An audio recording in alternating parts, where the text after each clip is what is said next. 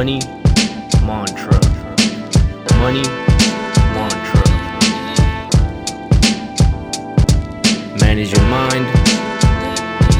Manage your money.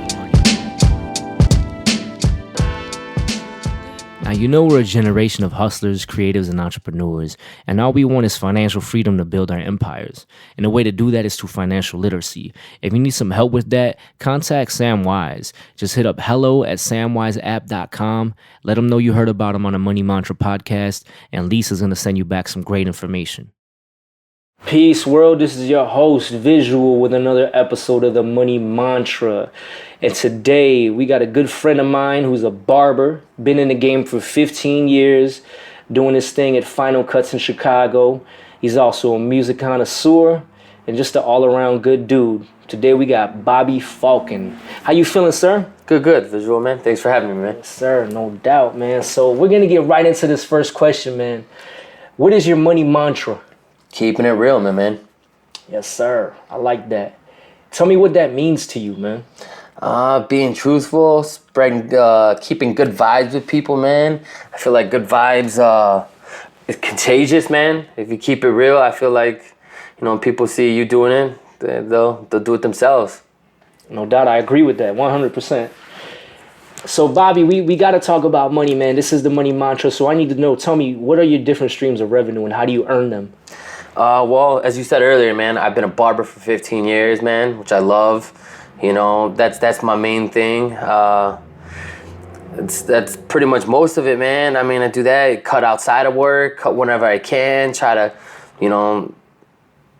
connect with other people in other avenues that have to do with cutting hair, whether it be product, whatnot, possibly open my shop at some point, That's what's up. I like that. So, we know you've been doing this for 15 years, man.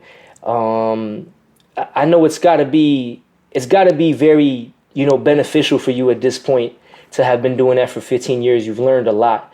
But I know at some point in your life, some point in your career, you had a bad moment when it came to your finances. Absolutely. And I really want to know about that moment, man, in detail, like your worst financial time. My worst, man, probably had to be when I was going to cosmetology school to become a barber / hairstylist, man. I wasn't, working I was working part-time, going to school, probably living off a credit card like most college students do. I racked up, who knows, probably like 10 grand, still staying at my parents' house.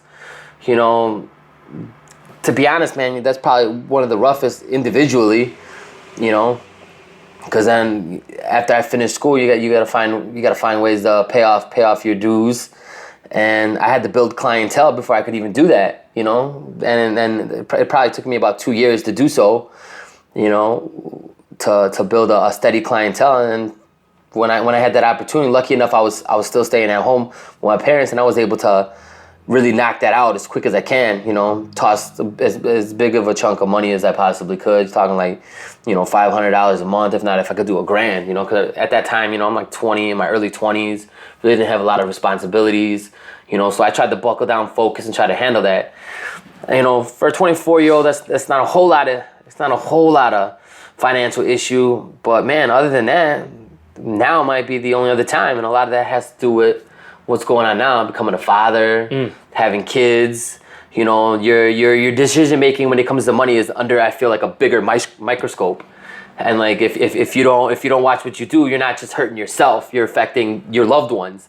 And that's what makes, I think that might be the toughest right now, because if you slip up and you don't make good decisions, that it could affect other people.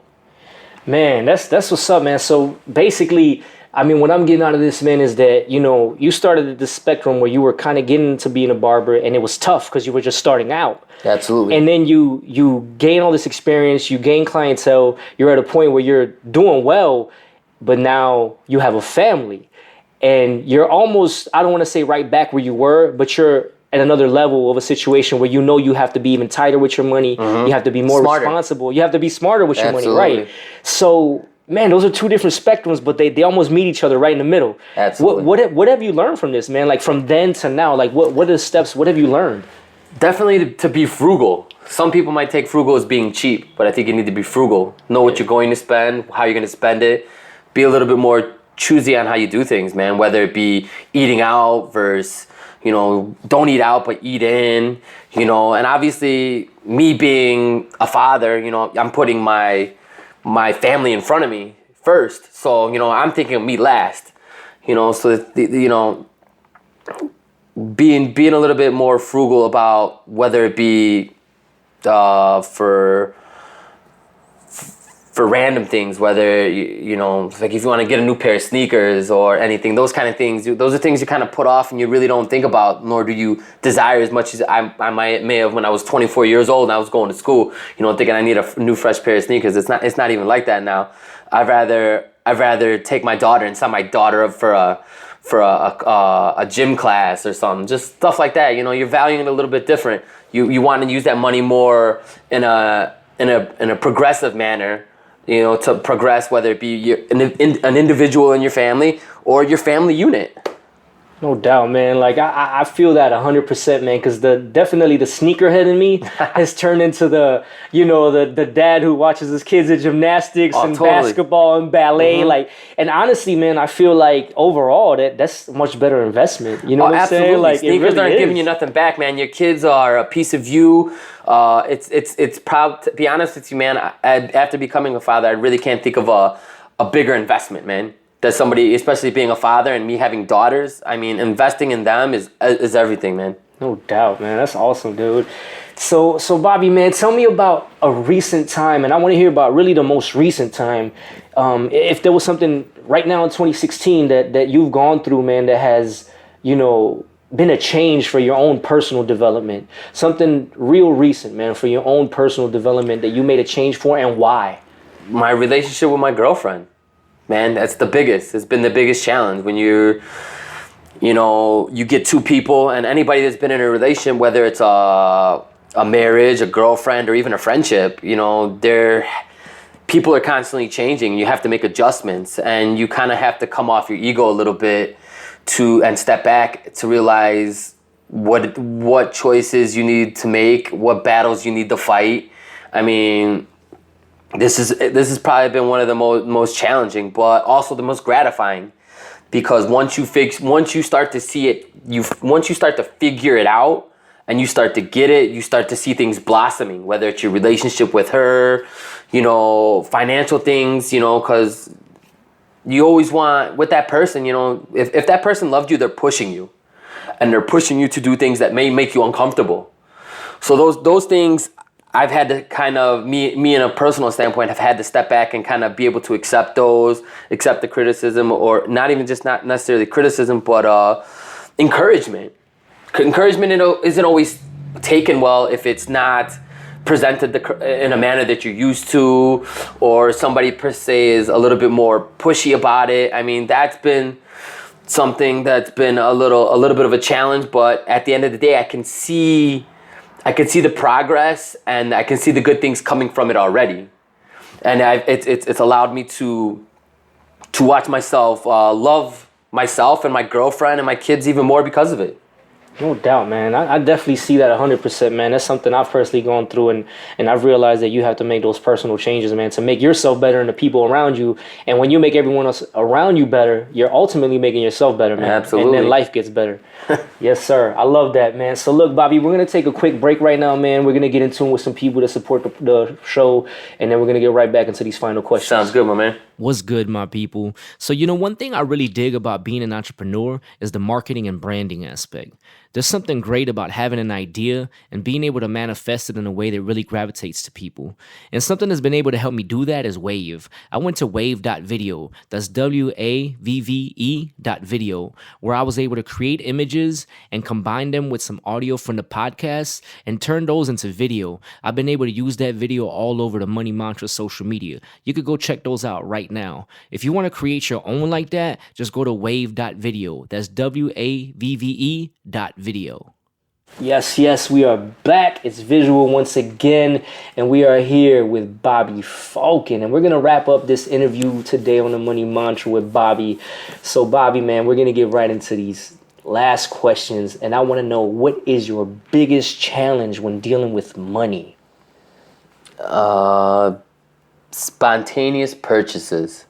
Like, you going back to what we were talking about earlier, you know, you go and you see a hot pair of sneakers. I mean, this is just a simple example, and you want to get them, and you want to splurge, and you kind of step back, and it goes on all levels, whether it be food, trying to purchase, you know, a nice ride, on any level, man. Just being able to make an intelligent purchase.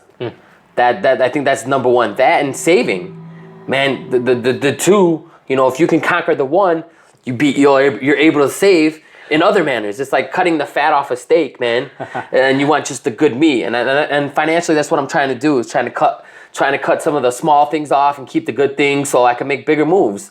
Whether it be investing in a shop, which I definitely plan on doing soon, or, you know, traveling with my family, man. Something I really want to do. That I didn't get to do a lot as a kid, man, but I really want to, take my family, especially my kids, and expose them to a lot of things that I didn't have the opportunity to be exposed to as a kid, man. I love it, man. That's a real one right there. A lot of us deal with, man. So tell me, Bobby, what is your personal mindset that gives you the biggest challenge? Man, my mindset is... when is challenging for you, man? That's a tough one, man. We might have to start this one over. That one, I can't even. All good. Just give me something. I know there's something that, you know, maybe on a daily, something that you're just kind of dealing with it, you know, whether it be, you know, decision making, anything that you feel just really gives you a challenge. I mean, as most of this podcast has been, man, it's trying to be the best partner and best dad I could possibly be, man. You know, sometimes I don't mean to sound like a broken record, but that's something that means a lot to me, man. It means a whole lot to me. Being a new dad is been a challenge, man. Putting other people in front of me, in front of myself. I've been somebody who's even though I've had to only look out for myself for so long, man, and this is the first time, man, it's actually been a challenge. I never noticed it till I got serious with somebody and had kids, and I think that's something I struggle with every day, is putting aside my personal interest for the interest of my family. You know, it seems so simple, but I tend to get lost in it.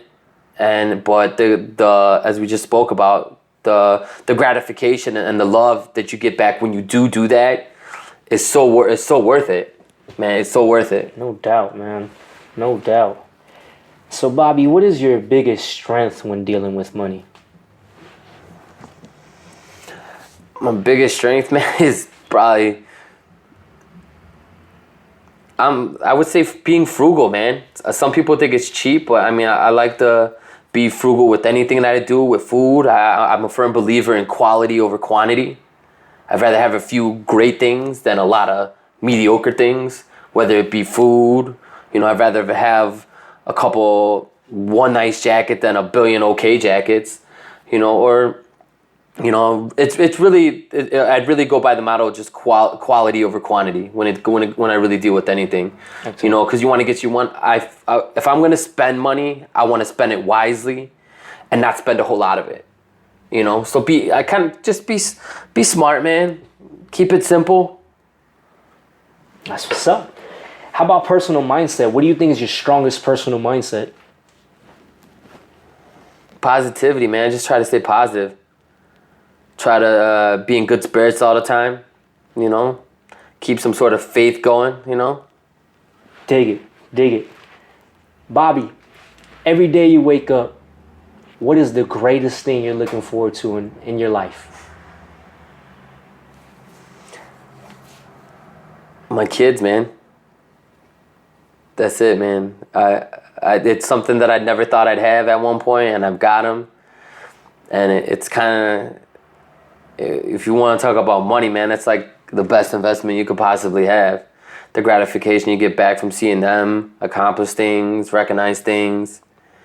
I can sit here and probably talk this whole podcast about them, man.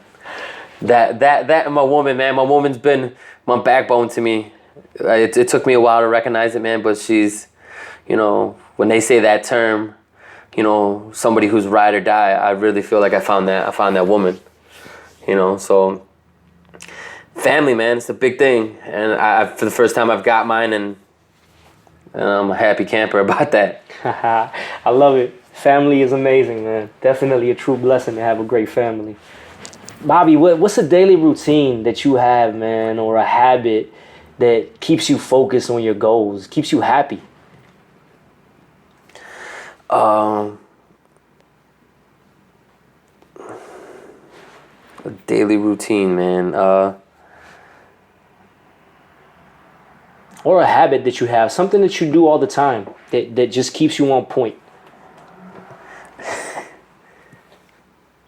Man, I don't know, man. Maybe something silly like maybe listening to music on my way to work, man. Keeps that flow, gets me in that groove for the day, gets me kind of focused. That kind of keep it moving feel. Start off on a positive note. I always feel like music is for the soul and for the mind, and nothing better than a good old jam to start the day, and like some people would like a good old fresh cup of coffee. No doubt, yes sir. Bobby, is there an app, software, service, or another resource that helps you stay on track with your money mantra? Absolutely, man. Number one thing for me is we use this program called Rosie, which helps me organize my appointments on a daily, if not definitely a daily. It's definitely an app, or it's an app or a website that I visit on a daily that helps me stay organized, on point with all my customers, and in contact with them at all times. Excellent. Do you have a book or a film that you would recommend to everyone? Man, recently, man, and this is totally off topic. I recently somebody introduced a book, or not a book, a documentary called 13, which is it's a book about the high prison rate that's going on in America, over the last like 50 years. And I never knew nothing. I didn't know a lot of details about it, but it's something that shed a lot of light on how it's ran in America, and it bring a lot of emotions out of me, man. A lot of anger and how people were treated, man. Based upon these kind of things, it's totally off topic, but it's just something that's fresh off the top of my mind that I'd seen recently, and I'd recommend checking out, man. It enlightens you a little bit on, the American prison system. No doubt. It's always good to stay informed, man, especially to know what, how things affect us, friends, family, or anybody just in this country alone. Absolutely. Definitely heard good things about that film. Bobby, this is probably my favorite question, man, because it's something that I think we've all thought about since we were kids. Like, everyone in the world has thought about this as a child, and I really want to know what you would do, or maybe have done, with your first $1 million. My first $1 million, man. As of right now, man, I'd well, most people want, man. I'd probably want a house somewhere, man, and a business. I'm not a greedy dude. It doesn't have to be a lot. Enough to live happy. Man, $1 million. That's a lot, man. It's a lot of money. Yeah, hell yeah. I mean, I've thought a lot of things that I've wanted, man. But I'd probably say my own business, so I wouldn't have to work a whole lot, man. Once again, to not work as much, invest, brand myself or something, man, in some sense. But no, really probably to open my own barbershop, man. So, because I feel opening a barbershop, I love the people. That's what I love to be around. It what keeps me moving every day. Seeing the same faces, hearing the things that people go through, and if I can make money just talking to people and hanging out with people, making people feel great on a daily basis, I'm cool with that. I dig it. So, Bobby, we're right here at the end. So please just give us some final personal advice and let us know where we could contact you. Man, be true, righteous, and happy to the people around you, man, to yourself. And man, if you need to hit me up, Final Cuts, man, definitely 6054 West Fullerton, 773-385-6202. You know, you can find me on Instagram too, or Facebook, man. Bobby Faulken, definitely. But get me at the barbershop. Be there always, Monday through Fridays. Love it, love it. Thank you, Bobby, once again. And as Thanks for having me, always, Cece. to my people listening, and to you, my friend, peace, blessings, hundreds of lessons. This is Visual with the Money Mantra.